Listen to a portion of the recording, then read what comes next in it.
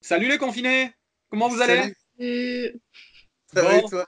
alors c'est quoi les nouvelles? Qu'est-ce que vous avez pensé de cette connerie de tenir des municipales hier? Bon, bah ça, Bah, c'était. c'était vraiment inconscient parce que ceux qui sont allés voter, c'était les vieux. Enfin, moi, je suis allée voter, donc je les ai vus. C'était vraiment les vieux. Et c'était hyper anxiogène parce que suivant les bureaux de vote, il y en avait qui avaient des masques et ils ne touchaient pas, etc. Et d'autres, c'était complètement le why, quoi. Il n'y avait pas du tout les mêmes respects d'hygiène dans tous les bureaux de vote. Mais bon, Ouais. c'était majoritairement les vieux qui sont sortis.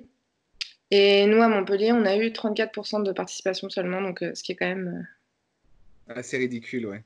assez Bah ridicule. écoute, ouais, moi c'est pareil, enfin je suis pas allé voter, j'ai pris la décision de ne pas aller voter. Je pense que c'était un peu mon devoir citoyen, mon devoir civique qui était en jeu dans cette histoire. Je me voyais mal aller non seulement propager la maladie, mais en plus valider une élection qui pour moi est complètement dangereuse à la fois pour la démocratie, à la fois pour la santé des gens, donc qui va avaliser en fait un fonctionnement démocratique à la ramasse. Et du coup, j'y suis pas allé, donc j'ai pas, comme Manon, pu constater de mes propres yeux, mais voilà.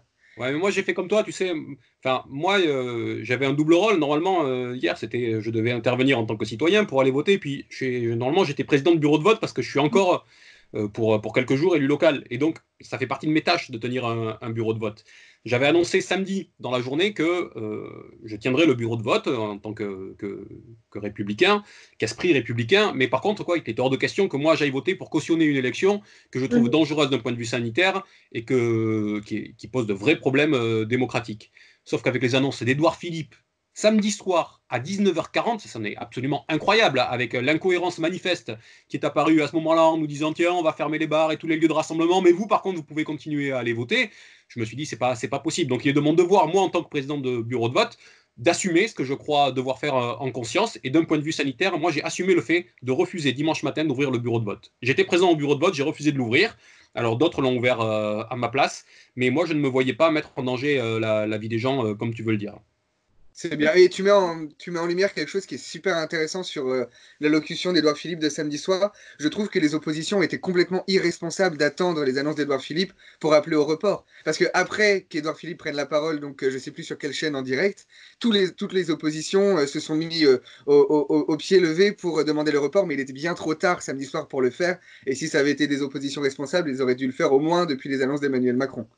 Mais Enfin, ça après, fait 10 jours le ça fait jour où dix les jours qu'on oppositions avait seront vu la responsables, tant courbe qui pis. arrivait devant nous, la vague qui se propageait, et Macron a voulu, lui, jouer jusqu'au bout son petit jeu politicien en se disant qu'il allait peut-être pouvoir invisibiliser complètement ces élections en les maintenant. Il s'est aperçu jeudi qu'il était en train de jouer avec le feu, qu'il était en train de faire une connerie, mais il n'a pas eu le courage politique parce que ça fait pas partie de ses qualités. Il a eu peur de l'archer, franchement. Qu'est-ce que c'est que cette histoire? Avoir peur de l'archer, avoir peur de François Barouin?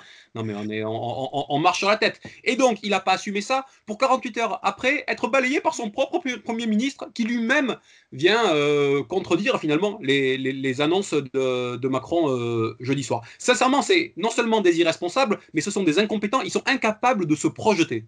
Mm. Bah après, la question maintenant, c'est de savoir ce qu'ils vont faire pour le deuxième tour. Parce que là, en plus, moi, je me dis que vu les résultats qu'a fait LREM dans toute la France, ils ont tout intérêt à les annuler, ces élections. Et ils vont pas prendre ça à la légère. Il faut prendre ça aussi en compte. Parce que s'ils avaient fait un bon score, je suis pas sûre qu'ils auraient vraiment remis en compte le premier tour. Là, bon, potentiellement, ils ont pris quand même une grosse Après, claque partout. ouais. Le problème, c'est que ces gens sont des cyniques et ils voient bien qu'ils ont fait un mauvais score et qu'ils feront un mauvais score de toute façon parce qu'il y a eu un véritable vote sanction pour aller hier soir. Ils savent très bien que si on reporte le premier tour, même le premier tour dans des meilleures conditions, ils se prendront une déculottée encore. Donc autant pour eux avoir l'excuse de dire c'est à cause de l'abstention, c'est à cause du confinement qu'on a fait un mauvais score. Finalement, c'est invisibilité leur propre échec. Donc est-ce qu'ils auront le courage politique de reporter à la fois le second tour, mais aussi d'invalider les résultats du premier tour? Je ne sais pas. Et j'ai très peur qu'ils modifient la loi électorale dans la semaine à venir. Ouais, moi je crois effectivement que s'il y a un report complet d'élection, ce qui devrait être le cas à mon sens, hein, parce que Mm. déjà le premier tour était complètement biaisé au regard de ce qui s'est passé. Moi je fais partie de ceux qui plaident depuis des jours et des jours et des jours pour l'annulation, enfin non pas pour l'annulation, pour le report de ces élections municipales. Mais si ces élections sont reportées donc sur le deuxième, mais aussi le premier tour, ce qu'on va avoir, c'est qu'on va avoir un phénomène logiquement d'amplification de ce qu'on a pu voir lors de ces premiers tours. Et donc peut-être que la vague verte qui a commencé à se dessiner sera encore plus grande. Peut-être qu'il y aura une petite atténuation de la prime au sortant qu'on a vu, parce que là, il y a beaucoup de gens qui ont été votés pour leur sortant, parce qu'ils sont quand même plus cohérents que Macron et Édouard Philippe, parce que les gens ont bien compris que c'était pas le moment d'aller perturber les équipes municipales au moment où elles ont une crise sanitaire à gérer. Et puis, ça devrait amplifier, par contre, effectivement, la déculottée que LREM a prise et qui sanctionne l'ensemble de sa politique depuis 2 ans et demi, mais qui sanctionne, moi j'en suis persuadé, la gestion calamiteuse qu'on a à voir aujourd'hui. Alors Macron, on va devoir se le taper jusqu'à la fin de la crise du coronavirus, dont acte, hein. Moi je ne demande pas à ce qu'il soit changé maintenant, hein. Mais par contre il faudra le mettre devant ses responsabilités et il devra payer, hein, quand ça sera terminé. Bah, surtout Oui, d'avoir créé un problème sanitaire en organisant les élections hier, mais surtout tout ce qui était problématique de réquisition de gel hydroalcoolique, réquisition de masques dans les hôpitaux pour assurer la sécurité des gens qui tenaient les bureaux de vote, mais d'un autre côté, assurer la sécurité du personnel soignant et des patients du coup qui en découlent, là, il y a pas de problème, quoi. Et ça, c'est vraiment hyper dangereux, quoi. C'est incroyable, en fait. Vraiment. Et sur Twitter, il y a énormément de personnes qui se plaignent de ça, des soignants, etc., qui disent qu'ils n'ont plus de matériel, etc. Donc forcément que l'épidémie, elle se propage si même les soignants ne peuvent plus se protéger, quoi. C'est Et puis très il y a un inquiétant. autre élément, c'est que moi qui me choque depuis 2 jours, c'est qu'on est en train de dire ah, les Français, regardez comment ils sont, ils sortent, ils continuent à aller dans les bars, ils vont dans les parcs quand il fait beau, alors qu'on dit de se confiner. Mais enfin, les gens, eux, ils sont cohérents, contrairement au gouvernement. Quand on leur dit qu'on peut aller voter, ils voient pas pourquoi ils peuvent pas aller dans un parc en mettant de la distance entre les uns et les autres. Donc à un Ouais. moment donné, ça commence à bien faire de vouloir rejeter la responsabilité sur les gens quand c'est le pouvoir qui n'a pas pris les bonnes décisions. Moi, je trouve cette façon de faire, je trouve les Français ont bon dos. Voilà. Et ça me choque. Bah, surtout que ça rejette sur l'individu, quoi. Comme d'habitude, c'est toujours l'individu le responsable et pas le collectif. Et là, c'est vraiment un problème. Parce que là, du coup, si on passe en confinement total ce soir, disons, ou demain ou après-demain, peu importe, enfin, d'après ce que j'ai entendu, ils disaient que c'était parce que justement les gens étaient allés dans les parcs samedi et dimanche, quoi. Mais bon, en même temps, personne n'a dit confinement total, même si on avait dit restriction des trajets, etc. Mais bon, les gens se rendent peut-être pas compte aussi de tout ça, quoi. Depuis le début, la gestion du gouvernement est calamiteuse. Enfin, quand Emmanuel Macron et Brigitte Macron vont eux-mêmes au théâtre en disant aux gens la vie continue, il faut bien qu'ils se rendent compte que le virus n'est pas un terroriste et que les victoires symboliques, il en a rien à faire en fait. Et réellement, le virus ne sera pas endigué parce que les Français sont un peuple qui vit, les Français sont un peuple heureux et les Français sortent dans les bars. Et je pense qu'il y a la responsabilité des gens qui est un petit peu engagée dans cette histoire, mais surtout la responsabilité du gouvernement qui, dès le début, a fait une propagande symbolique en disant gens sortez dans les bars, continuez la vie.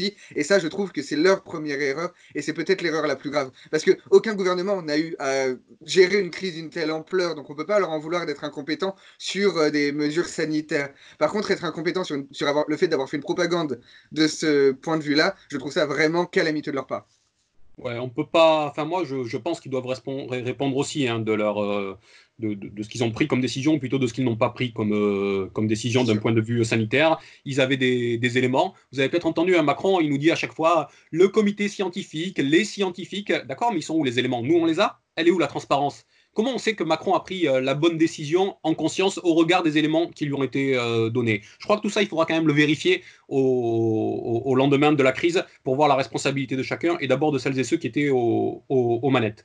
Bon, de toute façon, on va bien voir ce soir parce qu'ils vont nous dire de nouvelles choses. Le président va parler, donc nous sommes dans l'attente des consignes qu'il va nous donner. Peut-être que ça nous donne une occasion demain pour se retrouver du fin fond de notre confinement et discuter de ça. Oui, Oui, on ça Le pourra en permet rendez-vous? de reparler. réagir aux annonces de notre cher Premier ministre. Oh non, Voilà, que mais ce soit pas mal. nous, que ce soit d'autres copains confinés, on va faire un petit groupe tournant. Oui, voilà. Voilà, ça. Allez, un gros salut à tous les autres confinés et puis aussi une grosse bise à toutes celles et tous ceux qui se dévouent pour nous, que ce soit dans les hôpitaux, dans les lieux publics ou même dans les commerces qui continuent à faire tourner ce qu'il faut pour que le plus grand nombre puisse s'en sortir. Allez, grosse bise à tous. Ciao. Salut.